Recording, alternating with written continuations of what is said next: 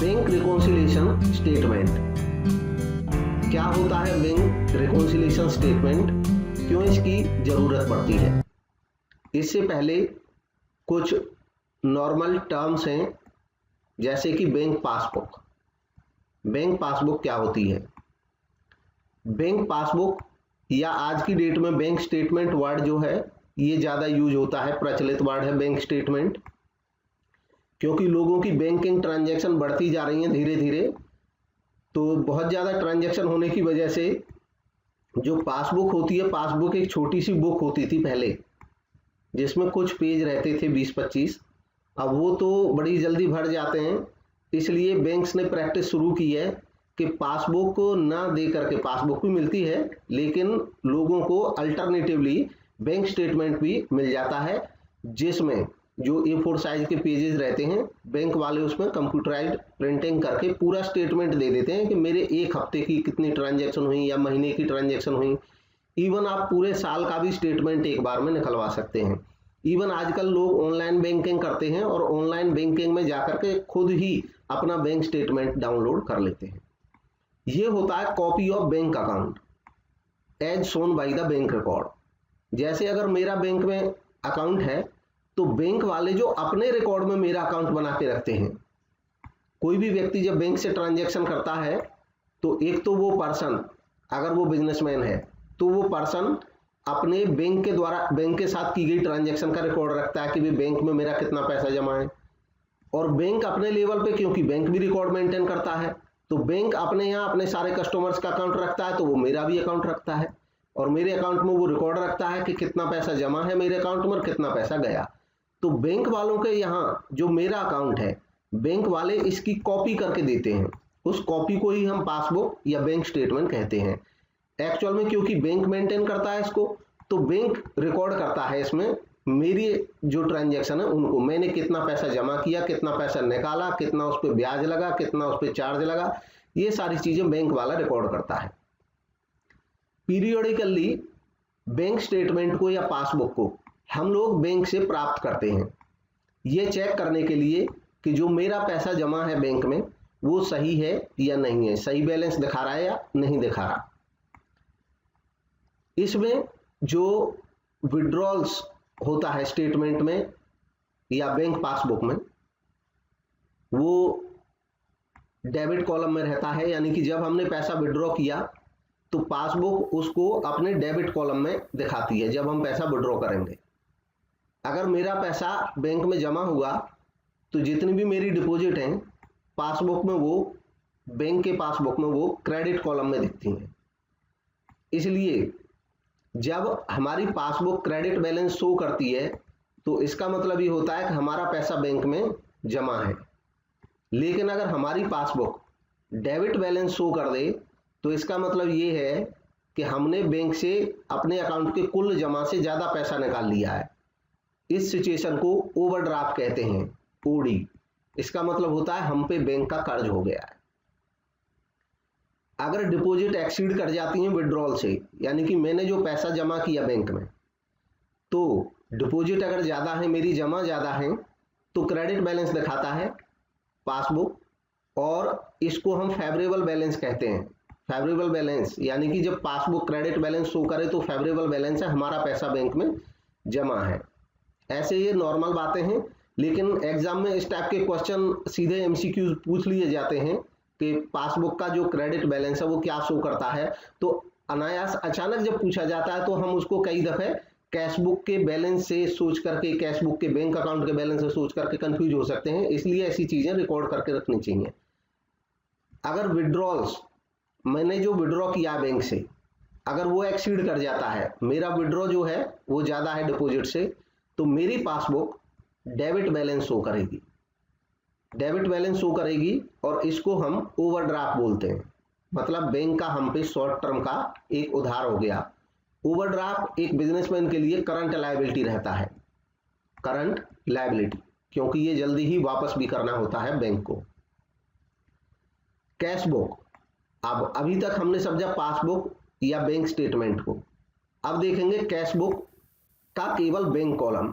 यहाँ पे bank column इसलिए रखा है एक दो दफा मैं रखूंगा, फिर बाकी जो लाइन्स है उनमें नहीं आएगा, उसमें खाली कैश बुक यूज होगा।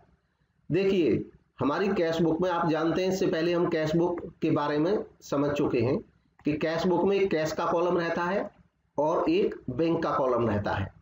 कैश बुक में जो बैंक वाला कॉलम है उसमें हम अपनी कैश बुक में, यानी कि हम मतलब कोई बिजनेसमैन अपनी कैश बुक के बैंक कॉलम में इस बात का डिटेल रखता है कि उसने बैंक में कितना पैसा जमा किया और बैंक से कब कब और कितना पैसा निकाला। जब कैश बुक आपने बनाई थी उस समय पे देखा था कि कैश बुक में जब बैंक में हमारा पैसा बढ़ता है तो हम उसको डेबिट में लिखते हैं, और जब कैश बुक में, हम अपनी कैश बुक की बात कर रहे हैं जब हम रिकॉर्ड करते हैं, जब बैंक से हमारा पैसा घटता है तो हम अपनी कैश बुक की क्रेडिट साइड में उसको लिखते थे। यानी कि जब हमारा बैंक में पैसा बढ़ा तो डेबिट, जब घटा तो क्रेडिट। तो इसलिए क्योंकि कैश बुक जो डेबिट थी वो जमा को दिखाती है, कैश बुक का बैंक कॉलम की बात कर रहे हैं, यहाँ पे कैश कॉलम से कोई लेना देना नहीं है, क्योंकि मेरी कैश बुक का बैंक कॉलम मुझे बताता है कि बैंक में मेरा कितना रुपया जमा है। यही चीज बैंक की पासबुक मुझे बताती है कि मेरा बैंक में कितना रुपया जमा है। तो कैश बुक का बैंक कॉलम वही होना चाहिए जो पासबुक बैलेंस दिखाती है generally. Debit balance cash book का जब होता है तो ये फेवरेबल होता है। कैश बुक के बैंक कॉलम की हम बात कर रहे हैं क्योंकि केवल हम बैंक स्टेटमेंट से इसकी तुलना कर रहे हैं। हमारी कैश बुक का अगर क्रेडिट कॉलम कैश बुक का ज्यादा है तो वो ओवरड्राफ्ट दिखाएगा, यानी कि क्रेडिट बैलेंस है, ये यहाँ जो कॉलम लग गया है ये बैलेंस स्कोर लें। जैसे ये डेबिट बैलेंस है हमारा कैश बुक का तो फेवरेबल है, इसका मतलब हमारा पैसा जमा है। और जब कैश बुक में क्रेडिट बैलेंस है, इसको मैं यहाँ पे कॉलम बैलेंस कर देता हूं, आप उसको करेक्ट कर लें, वो प्रिंटिंग में रह गया है। Balance, credit balance cash book का जब होगा तो वो ओवरड्राफ्ट दिखाता है। अब यहाँ पे हमें ये देख करके पता चलता है कि अगर cash book debit balance show कर रही है, कैश बुक के डेबिट बैलेंस का मतलब है, फिर से सुन लें, कि मेरा अगर 10,000 रुपया बैंक में जमा है तो मैं कहूंगा कि मेरी कैश बुक का bank column debit balance show कर रहा है, तो उस समय मेरी पासबुक मेरा क्रेडिट बैलेंस शो करके बताएगी 10,000 से।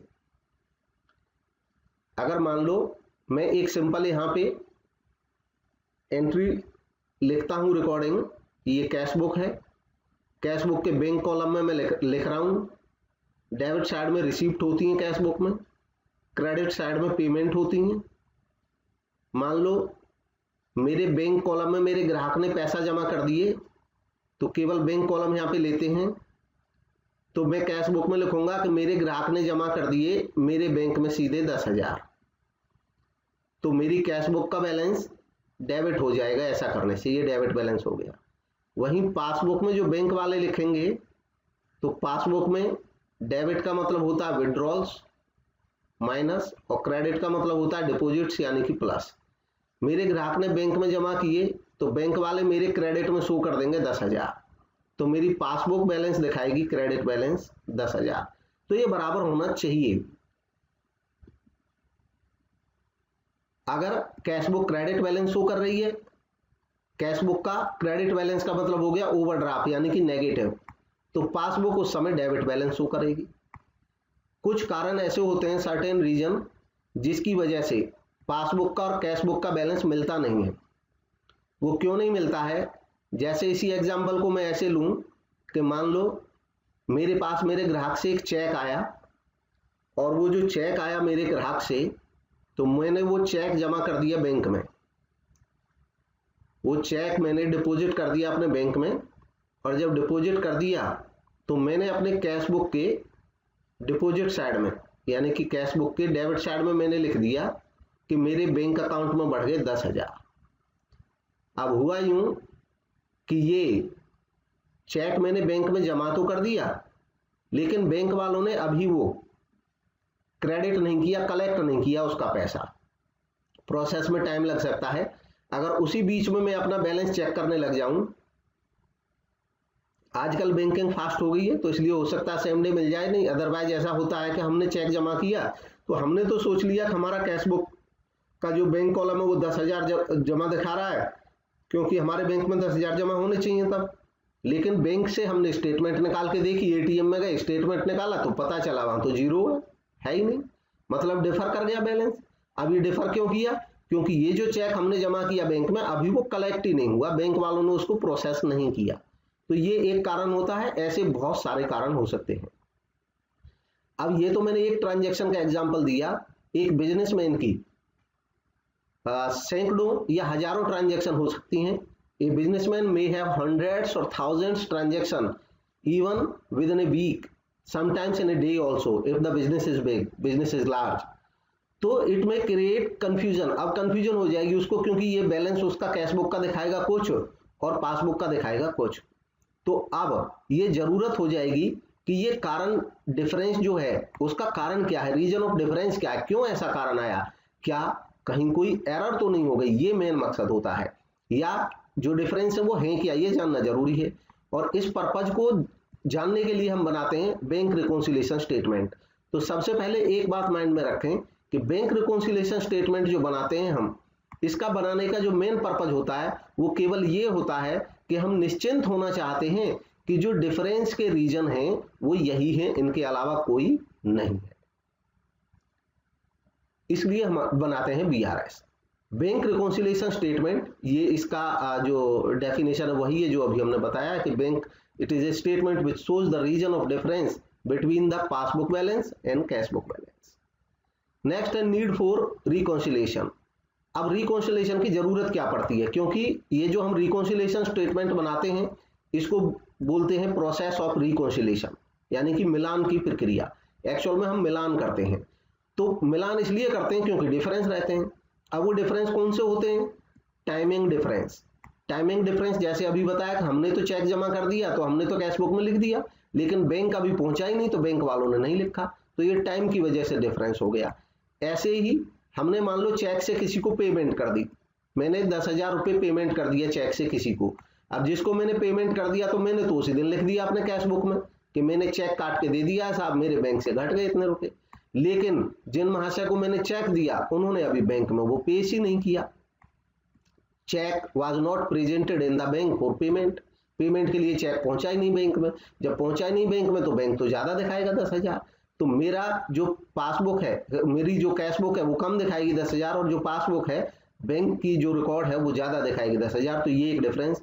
Transaction recorded by the bank, कभी कभी कुछ ट्रांजैक्शन ऐसे होते हैं जिनकी रिकॉर्डिंग बैंक के एंड पे रहती है और उनको हमें उनके बारे में हमें तभी पता चलता है जब हम बैंक की स्टेटमेंट देखते हैं।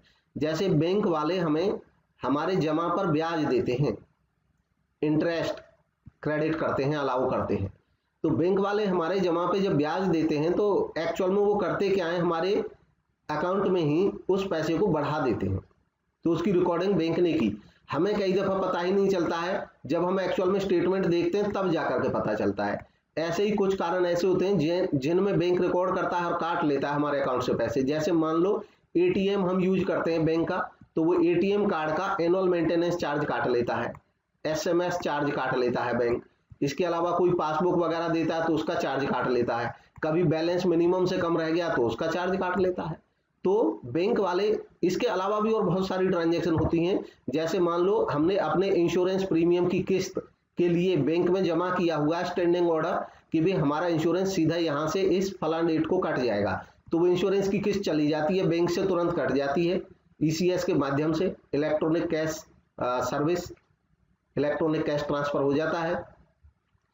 लेकिन हमें ध्यान नहीं रहता अपने यहाँ रिकॉर्ड करने का, तो हमारी कैश बुक में उसकी एंट्री मिलेगी नहीं, जबकि पासबुक में वो पैसा घटा हुआ मिलेगा। तो दूसरे कारण ये रहते हैं। तीसरे कारण होते हैं कोई एरर या ओमिशन, कुछ गलती हो जाए, यानी कि 10 रुपए थे 100 रुपए लिख दिए, कहीं पे 1000 रुपए थे 100 रुपए लिख दिए। या ओमिशन, ओमिशन का मतलब होता है कुछ छूट गया। जैसे हमने चेक बैंक में जमा कर दिया, अब बैंक में तो चेक जमा कर दिया हमने, ग्राहक से आया चेक लिया बैंक में भेज दिया, तो बैंक में तो पहुंच गया और हमने अपनी कैश बुक में लिखा ही नहीं, ये भी कारण हो सकता है। तो ओमिशन हमारे एंड पे भी हो सकती है बाय द बिजनेस, बिजनेस भी गलती कर सकता है और कभी कभी बैंक भी एरर कर देता है। जैसे चेक आया, महेश के अकाउंट में पैसा जमा होना था, कैशियर ने गलती से सुरेश के अकाउंट में पैसा जमा कर दिया, तो ऐसा भी हो सकता है। टाइमिंग डिफरेंसेस कौन कौन से होते हैं? जो मेजर टाइम डिफरेंसेस हैं, cheque issued by the bank, cheque issued but not yet presented for payment. Cheque issue किया, ये बाय द बिजनेसमैन आएगा, यहां पे भी ये printing error. Check issued by business, हमने चेक इशू किया but not yet presented for payment, लेकिन पेमेंट के लिए प्रेजेंट नहीं हुआ, तो हमने अपने यहां से चेक काट दिया, पेमेंट के लिए नहीं पहुंचा। इसको एग्जांपल अभी दे चुके हैं already. Cheque paid into bank, cheque जमा किया बैंक में हमने, लेकिन अभी कलेक्ट नहीं हुआ, क्योंकि टाइमिंग का डिफरेंस है। कलेक्ट तो होगा 2 दिन बाद होगा, उसी बीच में अगर हम मैच करने लग जाएंगे तो डेफिनेटली हमारा बैलेंस अलग हो जाएगा, कैश बुक का जो चेक बुक का बैलेंस है। Transaction recorded by the bank, इसके अलावा कुछ ट्रांजेक्शन ऐसी होती हैं जो बैंक ही केवल रिकॉर्ड करता है, हमें उनका पता तभी चलता है जब स्टेटमेंट देखते हैं। जैसे direct debit made by bank on behalf of the customer, हमारे कस्टमर यहाँ पे मतलब बिजनेसमैन, क्योंकि बैंक के लिए तो हम कस्टमर हैं, तो जो कस्टमर है उसके बिहाफ पे डायरेक्ट डेबिट हो जाते हैं कुछ चीजें, जैसे मैंने बताया था इंश्योरेंस प्रीमियम पे करना। Amount directly deposited in the bank, कभी कभी सीधे बैंक में डिपॉजिट हो जाती है हमारे में अकाउंट में पैसा, मान लो हमारे ग्राहक ने सीधा हमारे बैंक में जमा कर दिया। इंटरेस्ट या dividend collected by the bank, कभी कभी हम अपने जो शेयर या डिवेंचर हमने कहीं से खरीदे हुए हैं तो उनका भी ईसीएस की सुविधा करा लेते हैं बैंक में कि डायरेक्ट बैंक में ही जमा आ जाएगा पैसा, तो वो भी केवल पासबुक में रिकॉर्ड रहता है, कैश बुक में नहीं हो पाता है समय से। Direct payment made by bank on behalf of the customer के यानी कि बिजनेसमैन के बिहाफ पे सीधे बैंक कुछ पेमेंट हमारी तरफ से कर देता है। अगर हमने ऐसा कहा हुआ है कि हमारा इलेक्ट्रिसिटी का बिल सीधा भरता रहे, इंश्योरेंस प्रीमियम कटता रहे सीधा बैंक से। चेक डिपॉजिटेड या bills discounted dishonoured, cheque deposit किए हमने या कोई बिल डिस्काउंट कराए और वो डिसऑनर हो गए, इससे रिलेटेड किसी का क्वेश्चन था वो अभी सोल्व हो जाएगा, क्वेरी क्लियर हो जाएगी यहाँ पे। चेक डिपॉजिट, मेरे ग्राहक से मुझे चेक मिला 5,000 रुपए का, मेरे ग्राहक से मुझे 5,000 रुपए का चेक मिला, मैंने क्या किया, वो चेक कर दिया बैंक में डिपॉजिट, तो कैश बुक में मैंने लिख दिया कि भाई मेरा बैंक बढ़ गया 5,000 रुपए से प्लस हो गया मेरा। अब ये चेक गया बैंक में, तो बैंक वाले क्या करते हैं, ले तो लिया चेक, बैंक वाले भेजेंगे मेरे कस्टमर के पास, मेरे कस्टमर के पास मतलब मेरे कस्टमर के बैंक के पास, और उससे मांगेंगे कि साहब इनका चेक है 5,000 रुपए जरा हमें भेज दो, लेकिन इनके बैंक ने कहा इनके अकाउंट में तो पैसा ही नहीं है। एक कारण, और भी कारण हो सकता है, इनके अकाउंट में पैसा नहीं है या इनके सिग्नेचर मैच नहीं कर रहे, तो ऐसे केस में जो मेरे कस्टमर का बैंक है वो मेरे बैंक को पैसा नहीं भेजेगा। जब नहीं भेजेगा तो मेरा बैंक कहेगा कि ये जो चेक था ये डिसऑनर हो गया, जब डिसऑनर हो गया तो मेरे बैंक में तो पैसा मेरा बढ़ेगा ही नहीं। अब बैंक वालों ने मुझे वो डिसऑनर की इंफॉर्मेशन अभी तक भेजी नहीं, तो अब होगा क्या, मेरे कैश बुक में तो बढ़े हुए हैं पैसे, उधर बैंक में बढ़े ही नहीं क्योंकि चेक तो डिसऑनर हो गया। ये प्रॉब्लम हो सकती है। और तो डिसऑनर का मतलब शायद क्लियर हो गया। डिसऑनर का मतलब होता है पेमेंट नहीं होना, अनादरित होना। ऐसे ही बिल डिस्काउंटेड, बिल का मतलब होता है जैसे मैंने अपने किसी ग्राहक को 6,000 रुपए का सामान बेच दिया, इसको यहाँ पे देखेंगे, बिल का भी मतलब क्लियर हो जाएगा। बिल, मैंने 6,000 का अपने ग्राहक को सामान बेच दिया और मैंने बिल बना के भेज दिया कि साहब 6,000 रुपए पे कर दो। उन्होंने कहा अभी नहीं कर सकता, 2 महीने बाद ले लेना। तो मैंने कहा ठीक है, इस बिल पे मैंने 2 महीने लिख दिया है, इस पे साइन कर देना तुम। मेरा ग्राहक इस पे साइन कर देगा। जब मेरा ग्राहक इस पे साइन कर देगा तो इसका मतलब हुआ एक्सेप्टेंस मिल गई मेरे बिल को। My customer has accepted my dues, my bill, कि वो 6,000 रुपए 2 महीने बाद देगा। मेरे को फायदा ये हो गया कि उसका साइन होने से अब ये मेरे पास एक ऑथेंटिक प्रूफ हो गया है कि मैंने 2,000 का सामान अपने कस्टमर को बेचा था और वो 6,000 का सामान मैंने अपने कस्टमर को बेचा था और वो 2 महीने बाद दे देगा ये पैसा। बस इसमें यही इंफॉर्मेशन लिख दी जाती है कि 6,000 रुपए 2 महीने बाद पेबल होगा। ऐसे बिल को जब उस बिल पे साइन हो जाए, एक्सेप्ट हो जाए वो ग्राहक के द्वारा, तो यह बिल ऑफ एक्सचेंज बन जाता है। Bill of exchange, bill of exchange बन गया। और ये बिल ऑफ एक्सचेंज की 2 कॉपी रहेंगी, एक मेरे पास रहेगी क्योंकि मैंने सामान बेचा हुआ है, एक मेरे ग्राहक के पास रहेगी जिसने मुझसे सामान खरीदा है। क्योंकि मैंने बेचा है इसलिए मैं इस बिल ऑफ एक्सचेंज को कहूंगा BR, यानी कि बिल रिसीवेबल, और मेरा ग्राहक जिसने मुझसे सामान खरीदा था वो ये 6,000 रुपये में मुझे पे करेगा इस बिल के अगेंस्ट, इसलिए वो अपने यहाँ इस बिल को लिखेगा bills payable, BP, bills payable. उसके लिए ये बीपी लायबिलिटी है और यही चीज मेरे लिए बीआर कह करके एक एसेट है, क्योंकि मुझे इस पे पैसा मिलेगा। अब कभी कभी मैं क्या करूंगा, मान लो मुझे पैसे की जरूरत है और पैसा आएगा 2 महीने बाद। अब मुझे 10 दिन बाद कहीं से कुछ सामान खरीदना है, तो मुझे 10 दिन बाद जहां से सामान खरीदना है मैं गया उनके पास, दुकानदार के पास, मैंने कहा साहब मुझे 6,000 रुपये का सामान दे दो, मेरे पास एक बीआर है, आप इसे रख लो।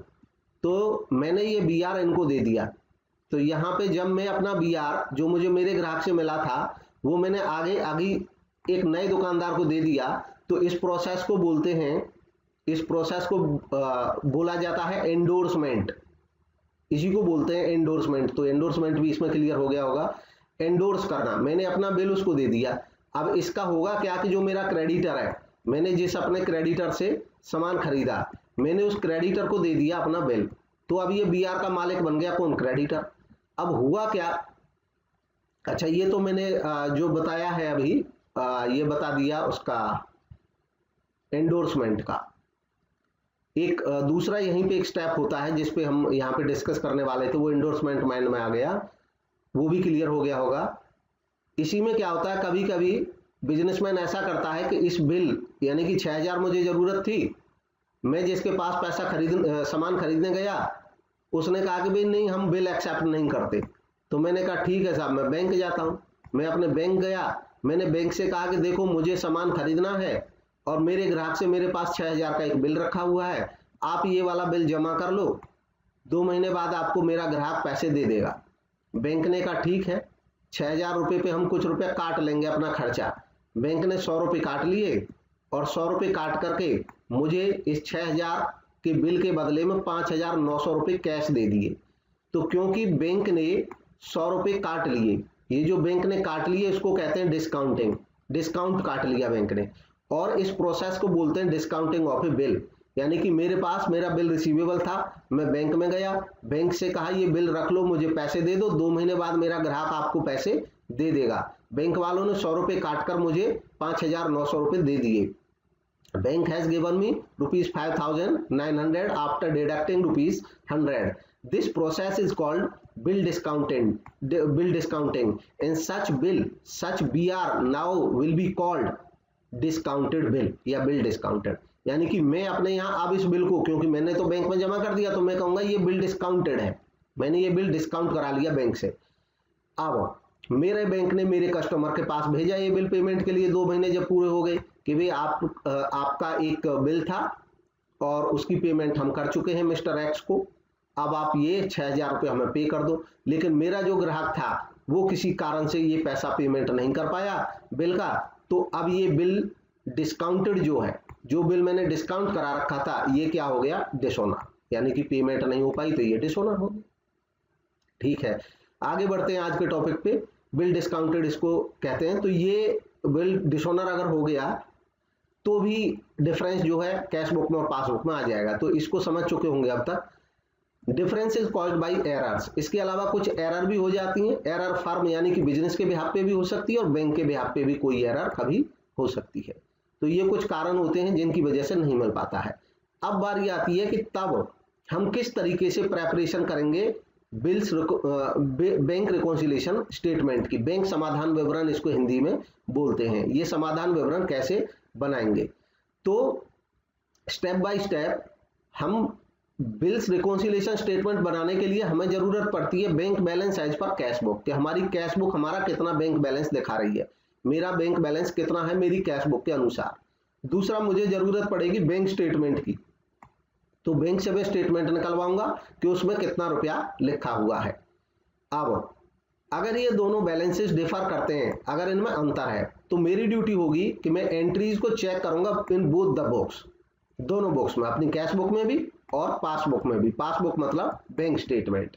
तो पासबुक में और कैश बुक में दोनों में मैं एंट्रीज को चेक करूंगा और ये देखूंगा कि ऐसा कौन सा अमाउंट है जो डिफर कर रहा है, मतलब या तो कैश बुक में एंट्री नहीं दिख रही है उसकी, पासबुक में केवल दिख रही है, या कोई अमाउंट ऐसा हो सकता है कि पासबुक में एंट्री नहीं दिख रही है, केवल कैश बुक में दिख रही है। तो ऐसी जो ट्रांजेक्शन्स होंगी वो डिफरेंसेस हो जाएंगे। अब ऐसे डिफरेंसेस मैंने चेक तो कर लिए, तो अगर मान लो मेरी 2-3 ट्रांजैक्शन है तब तो आसानी से मैं ये निशान लगा लूंगा, लेकिन जब हजारों ट्रांजैक्शन होती हैं तो हो सकता है कि मैं सबको नहीं ढूंढ पाया हूं, एक मतलब रीचेक करना पड़ता है कि भी हो सकता है नहीं मिला हो। तो मैं कैसे सुनिश्चित हूं, कैसे इंश्योर हूं कि जो रीजन मैंने ढूंढे हैं वही रीजन है और इनके अलावा कोई रीजन नहीं है। इस बात को सुनिश्चित करने के लिए मुझे एक प्रॉपर, एक ऑर्गेनाइज्ड तरीका अपनाना होगा, और उस ऑर्गेनाइज्ड या प्रॉपर तरीके को अपनाते हुए by taking a proper way I will prepare a statement which is called bills reconciliation statement, bank reconciliation statement. Bank reconciliation statement prepare किया जाता है या तो कैशबुक के बैलेंस को लेके चलें या पासबुक के बैलेंस को लेके चलें, दोनों ही तरीके से, मतलब कैशबुक को बैलेंस को लेके चलें तो पासबुक के बैलेंस पे पहुंच जाएं, और पासबुक का बैलेंस लेके चलें तो कैशबुक के बैलेंस पे पहुंच जाएं। दोनों ही तरीके से हम बीआरएस बना सकते हैं। अगर हम रिकॉन्साइल कर पाए दोनों बैलेंसेस को, यानी कि इस अप्रोच को यूज करते हुए अगर हम कैशबुक का बैलेंस लेकर के पासबुक तक पहुंच गए या पासबुक का बैलेंस लेके कैशबुक तक पहुंच गए, तो इसका मतलब हमारा बीआरएस करेक्ट है, और अगर नहीं पहुंचे तो इसका मतलब कोई एरर रह गई है कहीं पे, हम सही से उसको पूरा नहीं बना पाए हैं। इसका मैं एक बाद में पूरा सिस्टम दिखाऊंगा। मैं छोटा सा एग्जांपल एक यहाँ पे लूंगा। मान लो मेरी ज्यादा ट्रांजैक्शन नहीं है, मेरी कैशबुक का बैंक कॉलम की मैं बात करूंगा, उसमें मैंने जमा किए अपने बैंक में, तो मैंने अपने बैंक में इधर डेबिट वाली साइड में जो रिसिप्ट साइड होती है उसमें 10,000 रुपये प्लस कर दिए, ये 10,000 ऐड हो गए। इसके बाद मैंने 5,000 रुपये का कुछ सामान बेच दिया, और सामान बेचा तो उसके 5,000 रुपये भी मैंने बैंक में जमा कर दिए, तो मेरे 15,000 हो गए। मैंने कुछ खरीदा भी सामान, तो ये तो बैंक का डेबिट साइड था मेरी कैशबुक का, और ये मेरी कैशबुक का क्रेडिट साइड है, केवल बैंक कॉलम, यहाँ पे भी मैं केवल बैंक कॉलम लेके चल रहा हूँ। मैंने चेक से पेमेंट की और सामान खरीदा 4,000 का, तो मैंने -4,000 यहाँ पे कर दिया। बस मान लो मेरी इतनी सी ट्रांजैक्शन है, मैंने बिजनेस शुरू किया तो बैंक में जमा कर दिए 10,000, कुछ सामान बेचा 5,000 मिल गए, वो भी मैंने सीधे बैंक में जमा कर दिए, बैंक कॉलम। मैंने खरीदा कुछ सामान तो चेक से पेमेंट कर दी, 4,000 की पेमेंट हो गई। तो ये जो बैलेंस दिखाएगी मेरी कैशबुक का बैंक कॉलम, वो दिखाएगा कि मैंने टोटल 15,000 जमा किए, और 15,000 में से, बस मैं बीआरएस समझाना चाह रहा हूँ, इस पॉइंट को समझ गए तो बीआरएस पूरा हो जाएगा, उसमें जरूरत नहीं पड़ेगी बाकी चीजों की। 15,000 रुपये कैशबुक में अभी दिखा रहा हूँ कि 11,000 रुपये ये बैलेंस है अब मेरी कैशबुक का, ये बैलेंस शो कर रही है मेरी कैशबुक। अब पासबुक मैंने स्टेटमेंट निकाली, पासबुक की मैंने स्टेटमेंट निकाली, तो पासबुक में लिखा हुआ था कि ये ड्रॉइंग्स यानी कि विड्रॉल्स डेबिट, फिर लिखा हुआ था डिपॉजिट्स यानी कि क्रेडिट पासबुक में, फिर पीछे लिखा हुआ था बैलेंस। पासबुक में मुझे पता चला कि मेरे जमा कर रखे हैं उन्होंने पहले तो 10,000 रुपये, तो वो तो सही है, और इसके बाद बाकी कोई एंट्री नहीं है, और इस तरह मेरा जो बैलेंस है वहां पे वो 10,000 ही लिखा हुआ है। अब मैंने देखा कि मेरे यहाँ तो भाई 11,000 दिख रहा है रुपये, और पासबुक में देख रहा हूं तो केवल 10,000 दिख रहा है। अब क्योंकि मेरी तो बहुत कम ट्रांजैक्शन है, इसलिए मुझे तुरंत देख के पता चल जाएगा, मैं निशान लगाऊंगा कि ये कहाँ कहाँ पे प्रॉब्लम आई। तो मैं कहूंगा अच्छा ये 10,000 है, ठीक है, ये 10,000 इधर जमा है, मेरे यहाँ डेबिट है उसके यहाँ क्रेडिट है, एक ही बात है। फिर देखूंगा मैंने 5,000 जमा किए, फिर देखूंगा इधर 5,000 नहीं है, तो इसका मतलब this is the reason of difference, ये एक कारण है। फिर देखूंगा आगे और ढूंढूंगा, फिर पता चला ये जो 4,000 है ये भी रीजन ऑफ डिफरेंस है। तो जो रीजन ऑफ डिफरेंस है वो मैंने आइडेंटिफाई कर लिए कि टोटल जो रीजन ऑफ डिफरेंस है, एक तो ये है रीजन ऑफ डिफरेंस 5,000 का, एक ये 4,000 का, क्योंकि ये भी इधर नहीं मिल रहा। तो ये मैंने खाली एक एग्जांपल रखा कि छोटी ट्रांजैक्शन है, लेकिन बिजनेसमैन की बहुत सारी होती हैं। अब मैं बता रहा हूँ बीआरएस बनाने का तरीका भी इसी पे बता दूंगा बिल्कुल एकदम। अब मुझे बनाना बीआरएस, मतलब ये तो छोटी ट्रांजैक्शन थी तो मैं छोटी लेके बीआरएस बना रहा हूँ। मान लो मुझे बीआरएस बनाना बैंक रिकॉन्सिलिएशन स्टेटमेंट, मतलब मैं ये सिद्ध करना चाहता हूँ कि यही था जो रीजन ऑफ डिफरेंस है और कोई भी नहीं है। तो मैं कहूंगा ठीक है, मैं चेक करके दिखा देता हूं साहब कि देखो कैश बुक का बैलेंस पकड़ते हैं, पहले कितना है 11,000। तो मैंने कहा कैश बुक बैलेंस, तो मैं फॉर्मेट समझ दिखाऊंगा आगे, लेकिन इस कॉन्सेप्ट को जरा समझने की कोशिश करें, पूरा ये क्लियर हो जाएगा। मैंने कहा कैश बुक में मेरी में बैलेंस है 11,000, तो मैंने लिख दिया ठीक है साहब यहाँ पे 11,000। फिर मैं देखूंगा कि एक मैंने रीजन ऑफ डिफरेंस जो मैंने ढूंढे थे वो था नंबर 1, नंबर 2। दरअसल हमें जो न्यूमेरिकल क्वेश्चन दिए होते हैं वो खाली ये लिखा होता है, ये लिखा होता है कि check deposited into bank but not presented for payment, number 1। Number 2 पे लिखा हमें लिख के मिला होता है, मतलब वो ऑलरेडी ढूंढ चुका होता है जो क्वेश्चन वाला होता है। दूसरा उसने रीजन दिया होता है कि cheque issued but not presented for payment, लेकिन यहाँ पे हमें पूरी प्रोसेस दिख रही है।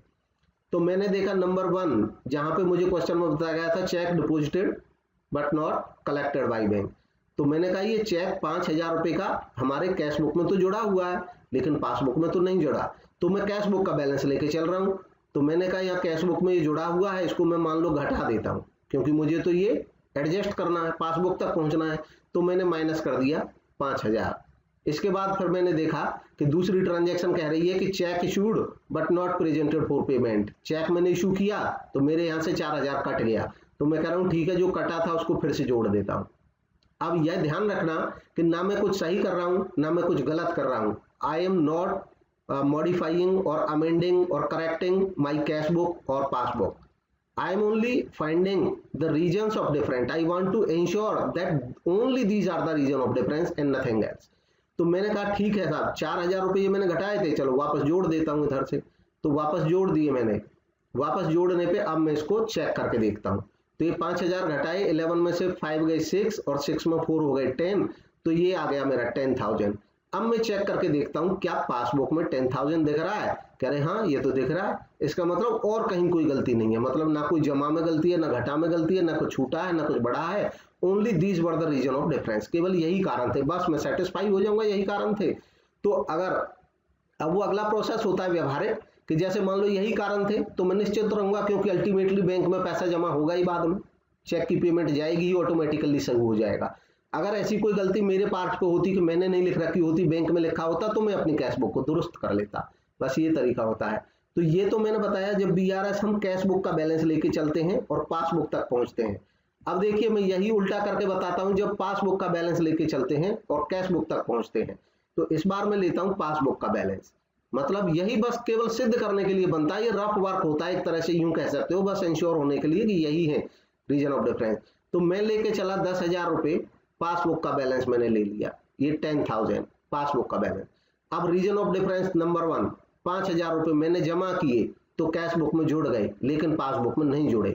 तो कैश बुक में जुड़े हुए पासबुक में नहीं जुड़े हैं तो पासबुक में जोड़ देता हूँ, ऐड कर देता हूँ। इनका फिर मैं लिखा हुआ रूल भी दिखा दूंगा, बहुत आसान।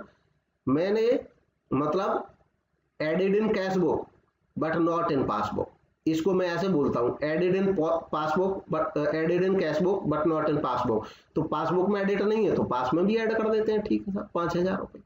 फिर देखा ये 4,000 रुपए कैश बुक में डिडक्टेड है लेकिन पासबुक में नहीं है डिडक्टेड, और हम पासबुक का बैलेंस लेके चल रहे हैं तो पासबुक में भी डिडक्ट कर देते हैं 4,000 रुपए। तो इस तरीके से अब मैं निकाल के देखता हूं तो ये आ जाएगा, ये 10 में 5 15, 10 5 15 में से 4 गए तो बच गया 11। Now I will check whether the same balance is given in the cash book और not. Yes it is the same balance, तो it means I have found, I have identified all the regions of differences। तो ये purpose होता है BRS बनाने का। अब खैर ये मैंने छोटे से उसमें समझाया, अब मैं इसका रूल बताता हूं कैसे रखना है। Preparation of bank reconciliation statement without adjusting cash book balance. अब इसमें भी 2 तरीके होते हैं जब हम बीआरएस बनाते हैं। एक होता है कि कैश बुक जैसी है वैसी रहने दें, उसमें कोई एडजस्टमेंट नहीं करें, तो फिर तरीका वही होता है, हमें जो क्वेश्चन मिलता है उसमें हम करेंगे start with favourable balance of cash book, यानी कि हम जो बैंक रिकॉन्सिलिएशन स्टेटमेंट बीआरएस बनाते हैं वो कैश बुक का बैलेंस लेके चल सकते हैं, और कैश बुक का अगर फेवरेबल बैलेंस होगा तो क्या करेंगे, फेवरेबल का मतलब पॉजिटिव, यानी कि कैश बुक का डेबिट बैलेंस। तो बस रूल है सिंपल सा कि balance as per cash book debit यहां लिख लिया जाएगा और केवल ये 2 लाइनें इनको पकड़ करके पूरा ये क्वेश्चन न्यूमेरिकल्स हो जाते हैं। मतलब हर ट्रांजैक्शन को आप एनालाइज कर सकते हैं। जब आपके एमसीक्यू में कोई ट्रांजैक्शन आएगी तो आप बड़ी आसानी से इसको पिक्चराइज एक दफा माइंड में कर लेंगे और तुरंत हो जाएगा। आपको केवल ये ढूंढना है कि जब balance as per cash book दे रखा हो डेबिट, यानी कि क्वेश्चन ऐसे होता है कि when cash book balance is given, तो कोई ट्रांजैक्शन है उसके बारे में कहेगा इट इज एडेड और इट इज डिडक्टेड।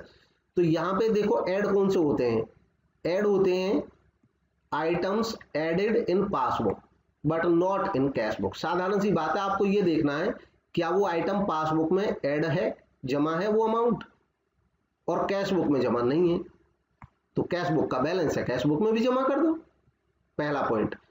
ऐसे आइटम जो डिडक्टेड हैं कैश बुक में, मतलब कैश बुक में घटे हुए हैं, जैसे चेक पे कर दिया आपने, cheque paid for payment but not presented in the bank but not in passbook, तो आपकी कैश बुक में तो वो पैसा घटा हुआ है। अब केवल चेक पेड ही नहीं, चाहे जो मर्जी रीजन हो, आप जैसा मर्जी रीजन लेना और इस पे चेक करके देख लेना, हर हाल में सही बैठेगा। अमाउंट घटा हुआ है कैश बुक में लेकिन पासबुक में नहीं घटा, तो क्योंकि कैश बुक में घटा है, केवल कैश बुक का बैलेंस लेके चल रहे हो, पासबुक में तो घटा ही नहीं, तो पासबुक के बराबर करना है तो ऐड कर देंगे यहाँ पे। बस यही 2 चीजें वापस कर देनी है रेसिप्रोकेट, कि लेस करेंगे कौन सा आइटम, ऐसा आइटम जो पासबुक में डिडक्टेड है, घटा हुआ है, लेकिन कैश बुक में नहीं घटा हुआ, तो घटा दो कैश बुक में भी। इसके बाद item added in cash book, जो आइटम कैश बुक में ऐड हो बट नॉट इन पासबुक, लेकिन पासबुक में ऐड नहीं हो, तो क्योंकि ये केवल कैश बुक में ऐड है इसलिए इसको कैश बुक में से घटा दो। अगर आप डेबिट बैलेंस लेके चलेंगे, अगर आप डेबिट बैलेंस लेके चलेंगे कैश बुक का, तो ये पासबुक का क्रेडिट बैलेंस ऑटोमेटिकली आ जाएगा। कोई सिचुएशन अगर मान लो ऐसी बन जाती है, मैं विपरीत भी बताता हूं, कि आप कैश बुक का डेबिट बैलेंस लेके चले, इनको एड लेस वैसे ही करते आए, जब कभी न्यूमेरिकल करेंगे तब का है, हालांकि वैसे एमसीक्यूज में नहीं आता। तो अगर ये नेगेटिव में आ जाए यहाँ पे, मतलब जमा घटा करके आप जोड़ से लेके चले थे लेकिन ये नेगेटिव में आ गया, तो ये इसका मतलब ओवरड्राफ्ट हो जाएगा ये भी। लेकिन जनरली ये जब आप कैश बुक का डेबिट लेके चलेंगे तो पासबुक का क्रेडिट आता है, दोनों फेवरेबल। अब अगली सिचुएशन देखते हैं बीआरएस की। बीआरएस जब आपको दिया गया हो बैलेंस एज पर पासबुक और फेवरेबल केवल क्रेडिट बैलेंस, तो यही 2 लाइन अब कैसे हो जाएंगी, आपको पासबुक की तरफ से सोचना है। जब पासबुक का क्रेडिट बैलेंस फेवरेबल बैलेंस अगर दे रखा है तो आप लेस करेंगे आइटम एडेड इन पासबुक, जो पासबुक में ऐड है और कैश बुक में नहीं है उसको लेस कर दो। लेस करेंगे item deducted in cash book but not in passbook, ऐसा आइटम जो केवल कैश बुक में घटा है पासबुक में नहीं है, तो पासबुक में से भी घटा दो। ऐड करेंगे items deducted in passbook but not in cash book, ऐसे आइटम को पासबुक के फेवरेबल बैलेंस में ऐड कर दोगे जो पासबुक में घटा हुआ है लेकिन कैश बुक में घटा हुआ नहीं है, क्योंकि पासबुक में घटा हुआ है तो पासबुक में ऐड कर दो। Items added in cash book but not in passbook, ऐसे आइटम जो ऐड हैं कैश बुक में लेकिन पासबुक में ऐड नहीं है, उनको ऐड कर देंगे। बस इसी तरीके से balance as per cash book, ये डेबिट बैलेंस आ जाएगा कैश बुक का पॉजिटिव। बस यही तरीका अपनाया जाएगा आगे, बस ये लास्ट है। Starting with overdraft balance of cash book, जब ओवरड्राफ्ट दे रखा हो, इसमें कुछ लोगों को कंफ्यूजन होती है तो वो भी क्लियर हो जाएगी, बिल्कुल साफ ये लाइन कैसे लिखी है इनको नोट कर लेंगे। जब ओवरड्राफ्ट कैश बुक का दिया हो तो तरीका क्या है, balance as per cash book, cash book का जब ओवरड्राफ्ट होगा तो क्रेडिट बैलेंस होगा, लेस कर देंगे इसमें से आइटम जो पासबुक में ऐड हैं लेकिन कैश बुक में नहीं है। पासबुक में ऐड होने का मतलब है कि पासबुक में आपने जमा कर दिए तो आपका कर्जा कम हो गया होगा। ओवरड्राफ्ट का मतलब कर्जा, जब पासबुक में आपने पैसा जमा किया तो पासबुक में कर्जा कम हो गया, लेकिन कैश बुक में नहीं हुआ, तो कैश बुक में से भी लेस कर दोगे, कर्जा कम हो जाएगा, ओवरड्राफ्ट कम हो जाएगा। बस यही लाइन इसी तरीके से इसमें भी अपनानी है, सेम यही लाइन ऐसे ही अपनानी है, वो उसका रेसिप्रोकेट होता चला जाता है। यूज करोगे balance as per passbook debit आ जाएगा। और यही क्रम चौथी सिचुएशन जो हो सकती है, इसको आप अपने आप अब एनालाइज कर लोगे अकॉर्डिंगली, जैसा डिस्कस किया था। Starting with overdraft balance of passbook लेके चलेंगे तो balance as per passbook debit add कर देंगे, items added in passbook but not in cash book, यही रूल अपनाना है। और कोई प्रॉब्लम इसमें होगी तो क्वेरी अपनी अभी बाद में पूछ लोगे, क्लियर हो जाएगी। या नेक्स्ट क्लास में। बस ये इस तरीके से हमारा बन जाता है। लास्ट टॉपिक इसमें आता है preparation of bank reconciliation statement after adjusting cash book balance. कभी कभी मान लो हमको लगता है कि भी कैश बुक और पासबुक को हम मिलाना तो चाहते हैं, बीआरएस बनाना तो चाहते हैं, लेकिन कैश बुक की जो गलतियां हैं कम से कम उनको तो दुरुस्त कर लें। मतलब जो चीज कैश बुक में होनी चाहिए थी उनको अपडेट कर लेते हैं। मतलब बैंक स्टेटमेंट मंगाया, अब बैंक स्टेटमेंट देख के पता चल गया कि बैंक ने पासबुक में बैंक चार्ज काट रखा है, तो इनको तो हम कैश बुक को दुरुस्त कर सकते हैं, पहले करेक्ट कर सकते हैं। तो इसको कहते हैं एडजस्टेड कैश बुक। तो कैश बुक को एडजस्ट कर लेंगे, जो बैंक चार्जेस हमें दिख रहे हैं उसमें स्टेटमेंट में, बैंक स्टेटमेंट में, उन बैंक चार्जेस को घटा देंगे। इंटरेस्ट ओवरड्राफ्ट पे लगा उसको घटा देंगे, बैंक ने ब्याज दे रखा उसको जोड़ देंगे, कोई डिविडेंड या इंटरेस्ट मिला उसको जोड़ देंगे। तो इस तरीके से हमारी जो कैश बुक है वो करेक्ट हो जाएगी। ऐसे ही अगर कोई एरर कैश बुक में फाइंड हो रही है तो उसको करेक्ट कर दो, और करेक्ट करने के बाद अब जो हमारी कैश बुक आएगी एडजस्टेड, बस फिर वही तरीका है जैसा पिछले में अपनाया था, सेम। बाकी जो रीजन रह जाएंगे उनके लिए वही तरीका अपनाना है।